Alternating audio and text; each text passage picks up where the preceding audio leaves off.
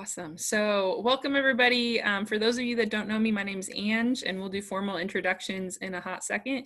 But first off, I just wanted to take some time to say thank you for coming and thank you for attending. I know it's a busy time of the semester. I know there's a lot of stuff going on at school and in the world, but please know that we're really appreciative to have you here today and for you to be present to the Student Leader Info session. So we're really excited to be recruiting a new class of student leaders and be inviting people into the fold as we look at what we do for the student experience and how we're delivering that student experience. So really appreciative that you're here today.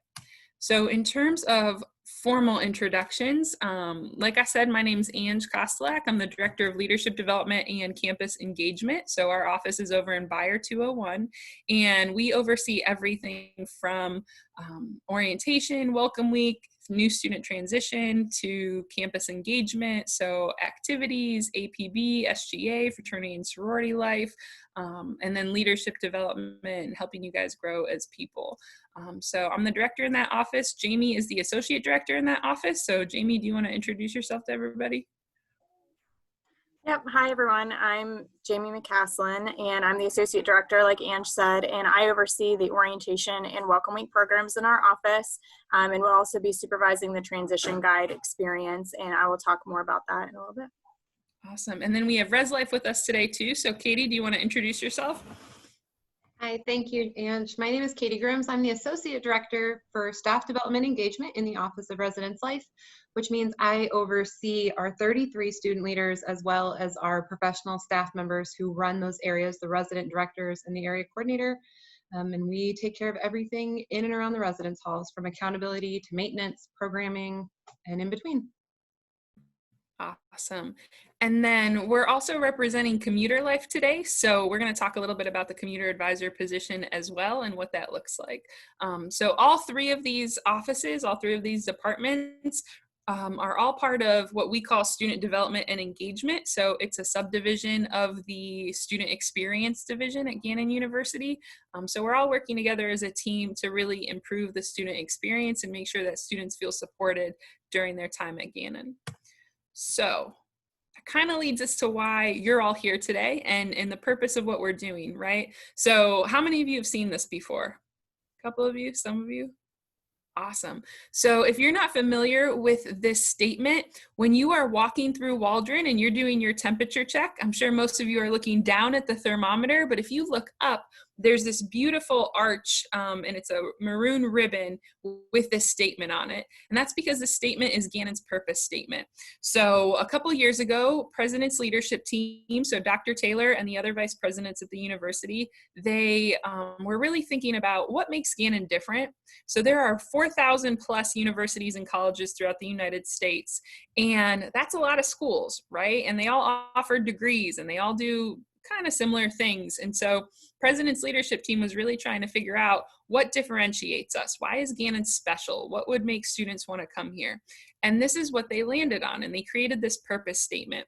And I just think it's a super powerful purpose statement because when you read this, man, some of these statements are so just attention grabbing, but also they make you feel a certain way, right? So we transform lives by creating environments for extraordinary moments and everyday connections that inspire others to become their best selves. That's pretty cool, right? Even just that first line of we transform lives. It's a different experience here at Gannon. You're not just coming here to get a degree. You're not just coming here to spend 4 years and then leave and go into the workforce. We want you to grow into better people, right? We want you to be your best selves. And then you have creating environments for extraordinary moments and everyday connections. That's a really powerful piece because what we're saying is it's up to us, right? We create the environment. We're not just leaving this to happenstance. We're not just saying, yeah, whatever happens, happens, right? We're saying, no, we're taking responsibility for your experience as students. We're doing our best to be intentional and create these environments for you to have these extraordinary moments and everyday connections. When I think about some everyday connections, man, when I walk into the cafeteria and Miss Shante greets me and, you know, gives me all the love, right? Y'all know Miss Shante? And it's a 2.4-second interaction, right? It's not super long. She swipes my card and gives me silverware, but that small interaction, that everyday connection, she can flip my whole day around, right? She can make me smile on a day where, man, the morning's been rough so far. That's a really good example of everyday connections. Bill Colt works for Grounds, and I live in Harborview, so when I walk outside in the morning, Bill's usually out there doing something, and he always greets me good morning, and he'll warn me too. So if it's a really snowy day, we're about to have some of those, I'll say, hey, Ange, be careful in this spot over there. I put some extra salt down, but just want to let you know it's kind of slippery, right? Or every once in a while I'll say, hey, there's a skunk over in that bush by Wickford. So when you take that corner, maybe keep Ellie on your left side, right? Talking about my dog. That's an everyday connection that it's so subtle and so simple, and it makes me feel so seen and cared for, right? And I'm sure you have those connections in your everyday life at Gannon, and they're not always with employees. They're with student leaders sometimes too, right? When your RA gives you an extra tip or an extra trick, right? When a commuter advisor invites you in, hey, we have extra food in the commuter corner right now. Do you want to pop in and grab some? Right? There's all kinds of little moments throughout your experience that are those everyday connections that make you feel like you're at home. And then those extraordinary moments, they can be as big as sitting on a mountaintop on the island of Capri, overlooking the entire Mediterranean Ocean, feeling like, oh my God, I'm so small in this world, right? I've had that moment personally through Gannon. But they can also be as subtle as walking down AJ's Way when the leaves start to change and the air's a little bit crisper, and you have that moment where you're looking around and you're going, damn, it's a pretty cool world, and I'm really lucky to be here, and the seasons changing makes me feel something inside because I'm changing, right? That's an extraordinary moment. And there are all kinds of things that happen throughout your experience here that are similar to that. So when you're having that conversation with another student and you're vibing, and all of a sudden you just feel like, man, I feel really seen. That student just made me feel like I belong here. This was the right choice, right? That can be as simple as a conversation, but as powerful as an extraordinary moment. And that's really what we're trying to accomplish here at Gannon. Now, I'd like to pretend that between Katie and Jamie and I, we could create all of the extraordinary moments and all of the everyday connections, right? And we could influence every single student on campus. That's not super realistic. We're just 3 people. So it's really, really important to have strong, powerful, trained student leaders who can help us do this, right? There's 3,500 undergrads. We need all of these student leaders to help do this for us as well. So as much as we influence the student experience, you guys influence the student experience too. Not only are you living it, but you're creating it just as much as we are. And so that's really what this whole process is about. It's about finding the right people and the right students who want to make a difference in the lives of others and who want to really influence the way that students experience Gannon. So there's 3 ways that we do this, and we're bringing all of these together in one process, so to speak, because we are looking for the same kind of things, right? We want really good candidates, and we don't want to be competing with each other. So the first is Commuter Advisors. So just to speak a little bit about that, Commuter Advisors are student leaders in the commuter corner. So their responsibilities are to connect with our commuter students, no matter what class they are, what grade, what age. So we have some adult learners who are commuters, right? Who have kids and families, and they come here to learn. Our commuter advisors still work with them. We have some commuter students who they come to class and they go home and they work 3 jobs, and that's how they spend their time. And they're a little bit harder to engage with, right? But we still got to make sure they feel supported, and we're giving them what they need. Then we have other commuter students who they really want to be engaged on campus. They just don't know how, right? And so we need to connect with them and invite them into the fold to say, hey, we got these programs going on, and did you know that you can also do these APB programs? And it's okay if you go home for dinner and come back at 9 o'clock at night and participate in some of the big events we have going on, right? So that's a big part of the commuter advisor job and position, is connecting with students, making them feel seen, making them feel cared for, making sure they understand the processes, and making sure they understand that all these things we have going on, they can participate too. And it's not just for residents. It's not just for students who live on campus. So that's really what the commuter advisor position looks like. Katie, you want to talk about the resident assistant position? Absolutely. So the resident assistant position is the student leader who is in the residence halls. While we have multiple housing opportunities on campus, our core halls have staffs of 8, 8, 8, and 9. And the resident assistants are charged with creating those everyday connections and having one-on-one conversations. So I recognize a lot of faces here on the Zoom screen. From being in my own building, because I get to see you guys as I come in and out with my dogs or my kids, taking them to school, but I'm not around a lot in North, even though I'm helping out in North, and I don't get over to Walker or Wickford or some of those other spaces. But that's why we have RAs in some of those upper class buildings like Kenilworth and West, Freeman, Lubiac, Worley, is to provide you guys a face and an opportunity to connect with somebody, because maybe your first year friend group changed. Maybe you were a commuter and you moved on and you don't know a lot of people. Or maybe you just want a different experience from your team or somewhere else where you see them all the time. And the resident assistants are charged with helping with that. By getting to know you one-on-one, they're able to then connect you. Did you know that so-and-so down the hall is also from that area or also enjoys that activity? Wow, you're the second person to mention that. Have you thought about looking into Student Engage You to see if there's a group that you could join or get involved with in that way? They're also our front line when it comes to accountability as far as keeping the building safe. They do rounds. And they're the people you go to when you have a maintenance request. Everything from my toilet isn't flushing right to I have weird bugs in my apartment. Normally that comes from not throwing away your trash, but we will help with that and provide you some of those resources. And so that's what we ask the RAs to do for their everyday connections in the community. Awesome. And then Jamie, do you want to talk a little bit about the transition guide position? Yeah, so our transition guides are a vital role in the success of our new students. So I'm sure all of you experienced this at one point or another, either at orientation or at Welcome Week. I know some of you who are first year students now didn't get that experience at orientation, but you definitely did at Welcome Week. There was definitely a lot more hands-on, one-on-one those connections and those moments during Welcome Week with our new students. There are 2 different positions. I sent 2 different job descriptions. One is for the orientation transition guide and the other is for the Welcome Week transition guide. You can be both or you could be one or the other. There's a lot of information on that sheet and we will break out a little bit later at the end of this presentation to talk about more details.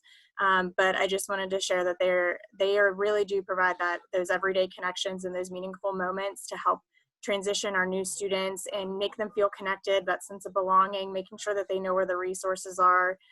So it's a very important student leadership role and something you can do again and again every year. Awesome. So you can see how even though each of these positions is very different because they're working with different populations, they're all also really similar, right? In each position, you have the opportunity to make a difference in someone else's life. And you have the opportunity to help really welcome people and onboard people to Gannon and help them feel connected in a way that feels good to them, as opposed to a cookie cutter, we want everyone to do the same things kind of way. So it's all about helping students find their fit at Gannon, find their place, and ultimately build their future here so that they can become that next best version of themselves. So because they are such similar positions and we are looking for a similar foundation in each student leader, we decided to put together a comprehensive process this year. So you can take a picture of the slide. You can also, we'll email this to everyone who attended info sessions. This is our last info session today. But this is what the process looks like. So it is one comprehensive process, and congrats, you finished 20% of it already. So give yourself a round of applause, pat yourself on the back. You got 20 points out of 100 already. You might as well finish the next 80, right? So the very first step in this process is attending an info session. So we're doing these right now. We're gonna send this Zoom out to people who maybe wanted to attend but couldn't attend. We're also going to do 2 more in January. So, and we recognize that It's been a very stressful summer, and it's been a very stressful fall, and some people just haven't had time to even think about what they want to do or moving into that student leadership position. So we want to give people time to decompress, take some time over winter semester, Christmas break, all of that good stuff. And if they're still interested in January, we want to make sure that they still have the opportunity to do so. So if you have friends who would be a really good fit, but maybe couldn't attend an info session, or people, your classmates, your peers, your roommates that you think might be a great fit for this, let them know that we'll have 2 more sessions in January if they're interested.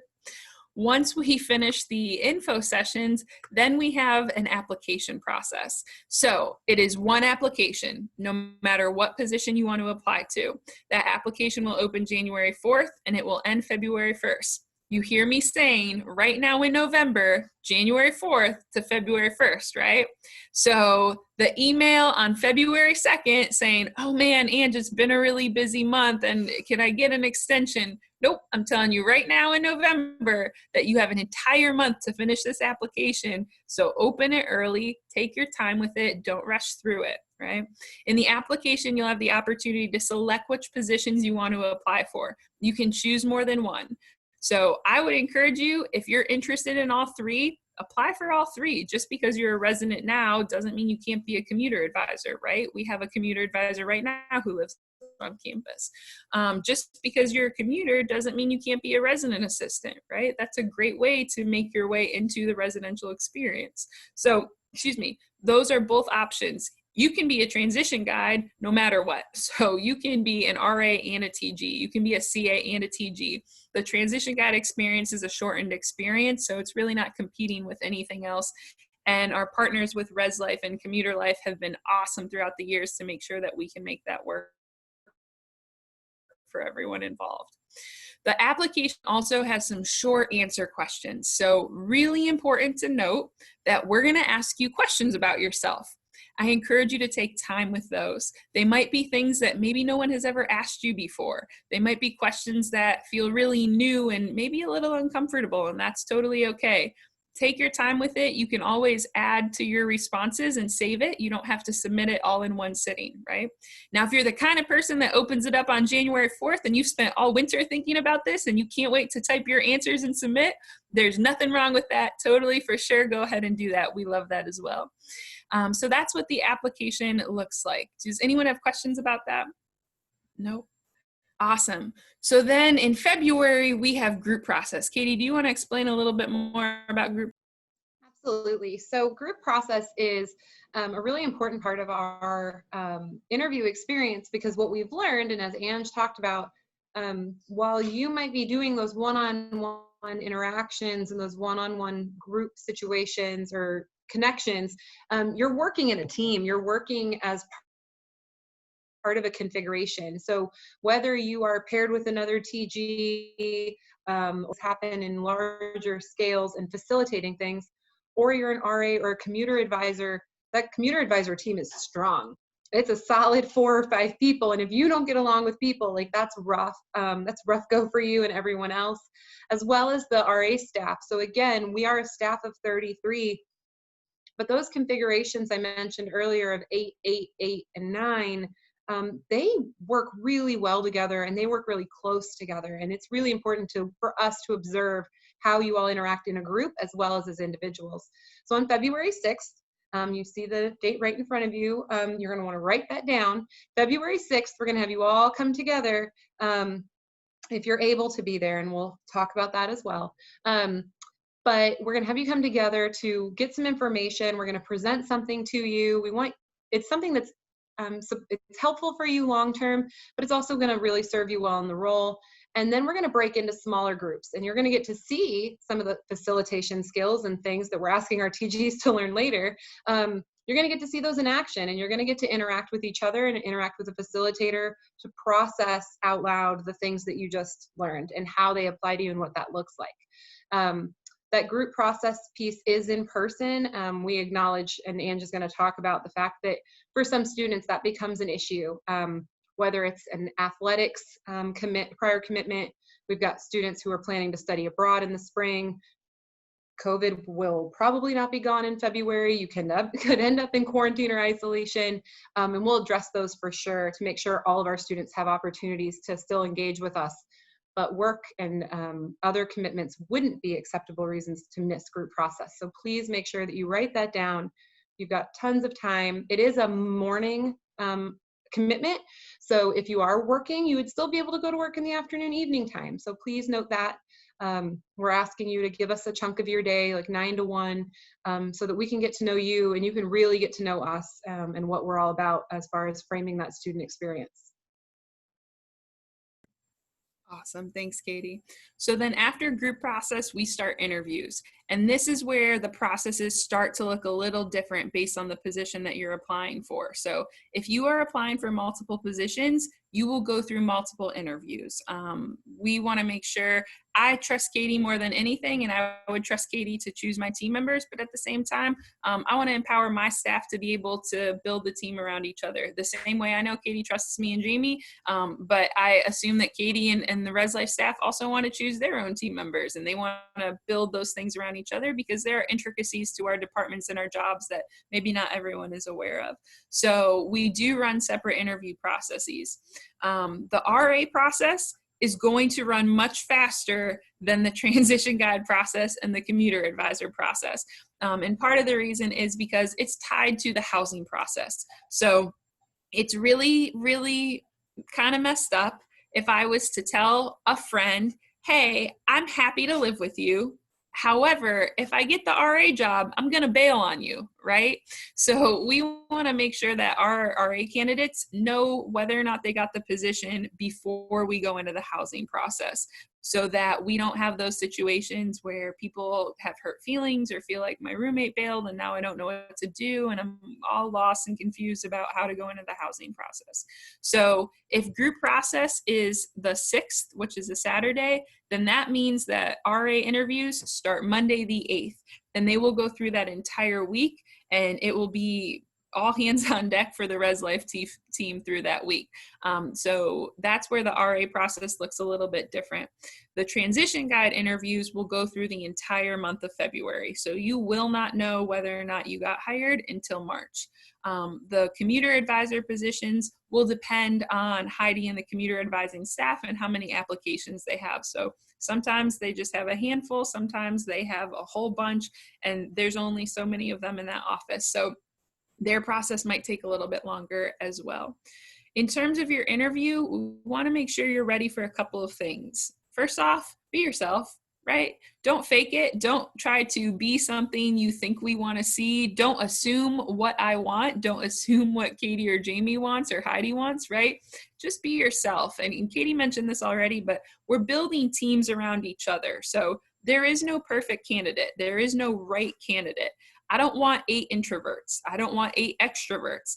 I don't want 100 people who all like the same thing, right? I want diversity in a lot of different ways. So I want students who grew up in a rural setting. I want students who grew up in an urban setting.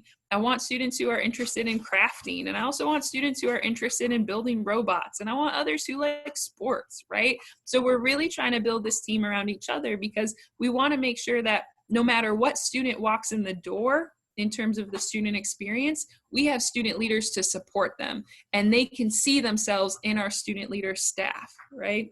So bring your authentic self to the table, and hopefully the application helps you process your authentic self a little bit. It's why we have some of those short answer questions on there to really help you get started thinking about, okay, who am I? What's important to me?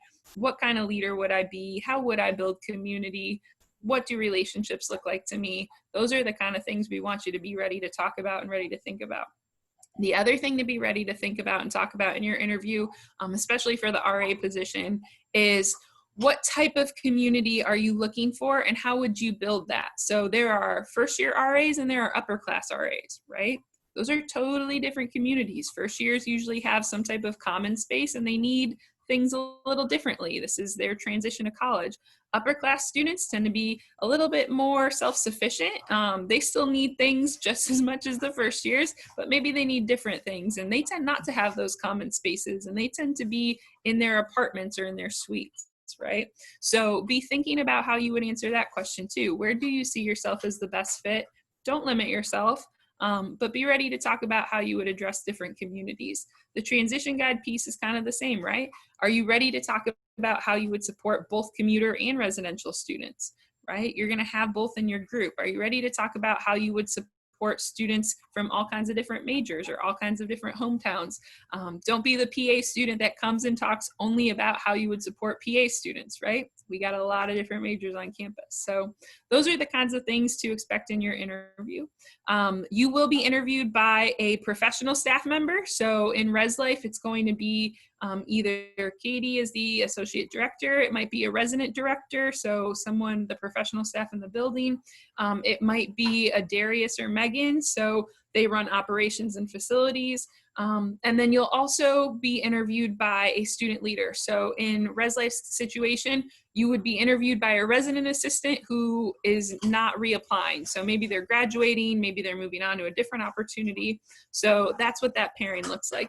In our office, you would be interviewed by either Jamie or I, or Allie Seifert, who is the Associate Director of the Center for Social Concerns and Global Exploration, in addition to a LDCE intern. So someone who has been a transition guide before, helps plan orientation and welcome week, helps run training. So you'll also have a professional staff and student staff. And then Commuter Life, Heidi is the director. She'd be interviewing you, and there might be a commuter advisor in the room as well. So that's what the interviews look like. Any questions about that? Nope. Then the final piece of the process is spring training. So we have 3 spring training sessions, February 27th, March 21st, and April 10th. And so what we did was we took feedback from our student leaders in the past, and we figured out how could we make this better? How could we create a better experience for everyone involved? And normally we do a long 2-week training leading up to the start of school. So it's always 2 weeks before welcome week. It's usually in August. This year it was at the end of July. Excuse me, in that training, there's a big chunk of it that's focused on you, focused on self-awareness and helping you get more in touch with yourself. We've decided to take that chunk out of August training and move it into the spring semester.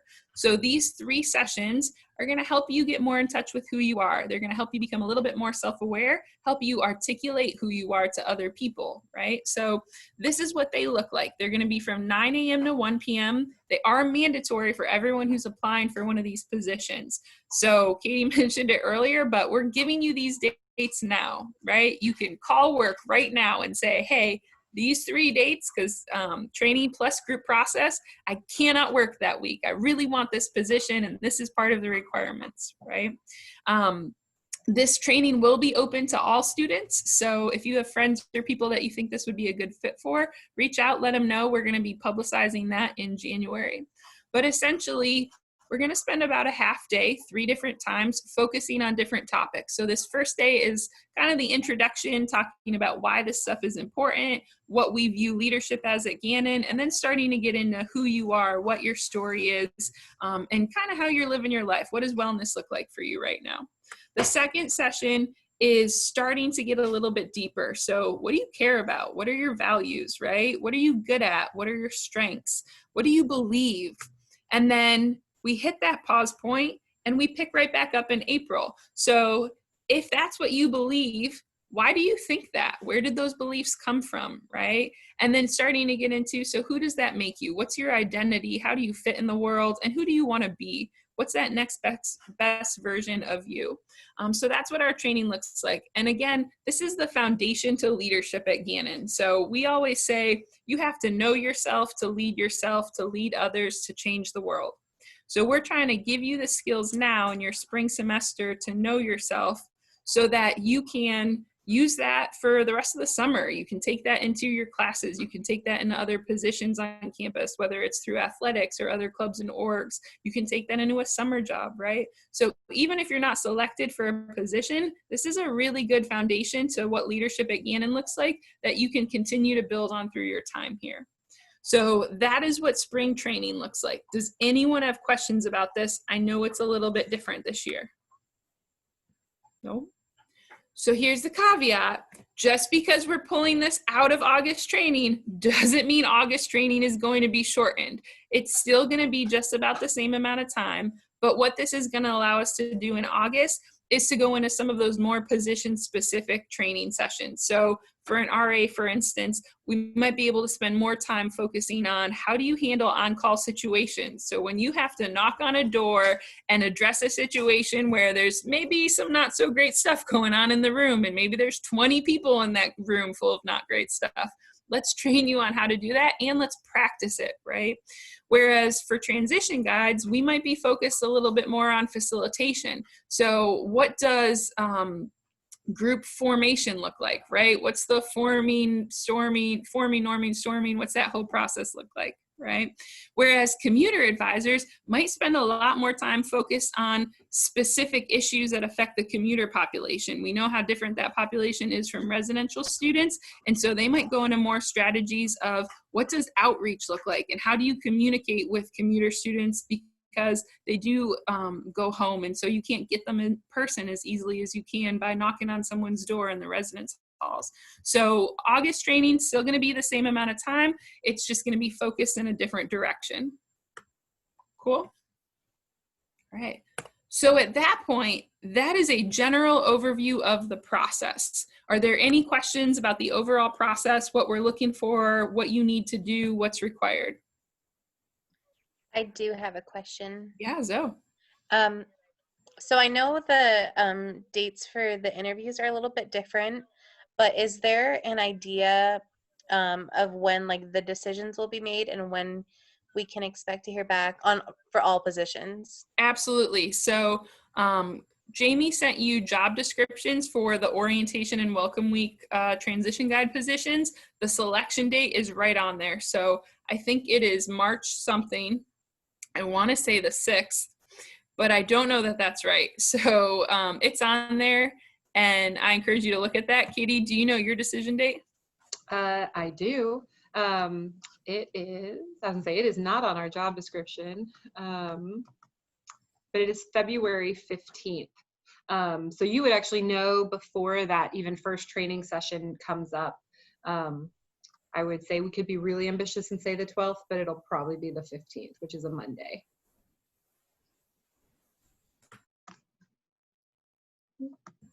Awesome. And then, like I said, for commuter advisors, it's going to depend. It's going to be a little bit different depending on how many people apply and what the current commuter advising team is. So I hope that answers your questions, though. And that spring training, for those of you who are returners, is not mandatory. So if you want to go through it again and you want to get back more in touch with yourself, you're more than welcome to. You're more than invited to. But you kind of did those pieces already. And so those sessions are primarily for new candidates. Katie or Jamie did mention that we would be making sure there's an online option. So we're working on that right now, but really want to make sure that no matter what, students who are in isolation, are in quarantine, who are going to be remote this semester but want to come back in August, or who are studying abroad. There's all kinds of different reasons you might have to Zoom in.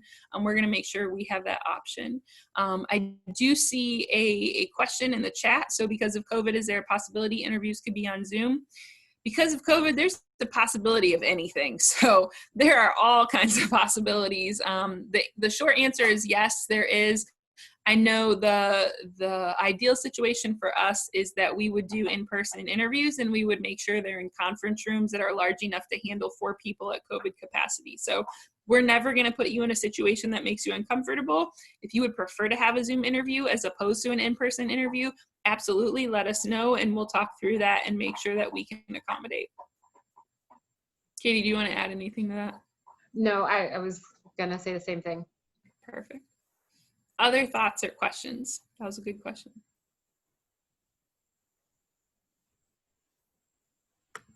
So, then I'm going to give Katie and Jamie a little bit of time to go more in detail about the positions themselves. So Katie, if you want to start with the resident assistant position. Sure. So we did mention earlier that we hire 33 student leaders to be resident assistants. And I think it's important to note that we hire 33. So sometimes we'll get questions about like returners or what that number looks like, but in any given year, we have about half of our staff that will retire or graduate, sort of depending on their situation. Some students decide fourth year PA is enough. And so they decide not to come back as RAs. And then sometimes they graduate and they move on to their next step professionally. But our returners also reapply. And so part of the reason for that, that Ange and we sort of spoke about earlier, is that we are building entire teams. And so we don't place the returners and then plug in the new people. We go through a process of having everybody reapply to build the best team every year. So the RA position is a student employment position, but it's a little bit different from Jamie's positions, which I know she'll speak about in a minute. But ours does not come with cash money. Ours does not come with compensation in your pocket per se. But what it does include is your room and board. And so we will give you a list of meal plans that you can pick from, and we pay for your meal plan. And then we also cover the cost of your room. And so part of the reason for that, obviously, we're asking you as a student leader to live in a specific community. So we help with the room, but we also want you to have a meal plan because we want you to be able to engage your community. So sometimes we have first year students who are on really small meal plans because budgetary concerns, or maybe they're on a big meal plan, but they have blown through their 19 meals that week. You now have the opportunity to say, hey, you want to go get dinner with me? I'll swipe you in. I have a meal plan. You may be in an upper class community where your residents don't have meal plans, but you are then able to say, hey, do you want to not cook tonight and wash dishes? Like, I'll feed you. And it gives you a chance to sort of build that community around food, especially since we can't program the way we normally do. Food is always a really great way to break the ice and to connect with people. So we provide you your meal plan and your room. And then if you continue on for staff after the first year, we also start helping with your tuition. So we'll pay for 3 credit hours worth of tuition towards your academic bill. But you are going to work for it. The RA job, we talk a lot about it, is a marathon. So you come to school early, you stay a little late at every break because you help close the halls for health and safety walks. We do routine walks through our community. We do on-call. And so the RA staffs, I mentioned those sizes. They split up the weekdays, typically in pairs, and then they rotate through on the weekends. And so you'll be on call typically 1 night a week, either as the primary, secondary, and then you'll have weekends, like probably once a month or once every 2 or 3 weeks, depending on how your staff decides to rotate through. Every staff is a little bit different depending on the supervisor who oversees them.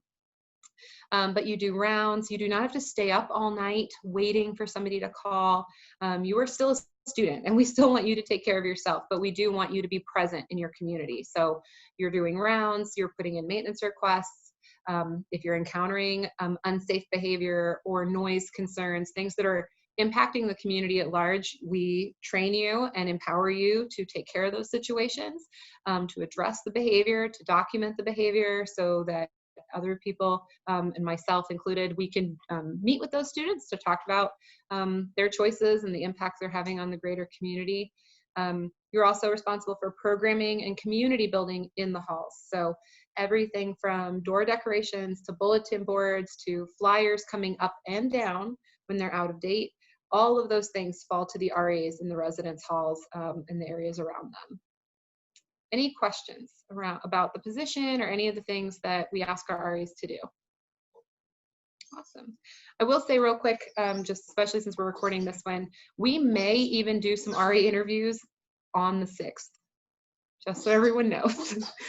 Depending on students' availability, if students are like, there is no way I can squeeze anything else into my week because I'm in gross, we might try and grab you Saturday afternoon. So we are going to try and make as open a schedule of availability for interviews as possible so that students can pick the best time for them. But just know that schedule will be out around the same time the interviews or the applications go live. We'll have that interview sign up stuff go out at that same time in January. So you have time to pick your best interview time and go from there. Thanks, Ange. Awesome. Thank you, Katie. Does anyone have questions for Katie about the RA position? Then we will transition to Jamie. Jamie, you want to talk a little bit more in detail about the transition guide position? Yeah, So like I said, there's 2 transition guide positions. There's the orientation one, which happens in the summer, and then there's welcome week. And again, you can be both or one or the other. Each position does get a stipend, a $350 stipend for your time. So if you are both, you would get 2 $350 stipends. We also provide you housing because we need you to be available and close to campus. Those are long days. So if you already have it in a housing contract for the summer, your contract will be prorated for those 4 weeks in June and July for orientation, and then the 1 or 2 weeks for welcome week in August. So if you don't have a housing contract, that's fine. We can still provide you that housing just to be close to campus and available. We hire about 12 orientation transition guides and about 50 welcome week transition guides. So we don't need as many in the summer. We do 6 different orientation sessions, so that population is obviously smaller than the whole welcome week incoming class. But you will essentially be doing the same things by facilitating small groups. If you remember your welcome week or orientation experience, you'll be doing what the transition guide did for you, but by just making sure that you're introduced to campus, you're building connections with each other, with other first-year students, and making sure that they are getting the resources and getting their questions answered as much as possible, but just trying to help them ease their move-in experience, their first day experience, not knowing anybody. A lot of things can come up that first week. So that transition guide, again, like we mentioned before, is really pivotal in making the success of our first-year students. All the dates are on those job descriptions, so please make sure that you're available for those. The orientation and welcome weeks are non-negotiable. You have to be there. That's part of the position. So making sure that that's a good position for you, making sure that you're available. The orientation position is a little weird because it's 4 weeks right in the middle of summer. So make sure that that's a good fit for you with the price or the payment that you're getting. If you have another job at home that makes more money, maybe it's not a good fit for you, but it's definitely an opportunity for that development and leadership experience as well. So just make sure you review those things, and if that's a good fit for you, then you can apply. Ange also mentioned too that we build around a team. So we want you to be authentic and bring your experiences, but we also want to make sure that our team represents the student body. We know our incoming class can be a variety of different identities and have experiences and come from different places and have different interests. We can tell just by that from the fit teams that we have. So we want to make sure that they're related to those connections and experiences as well. Does anybody have any questions?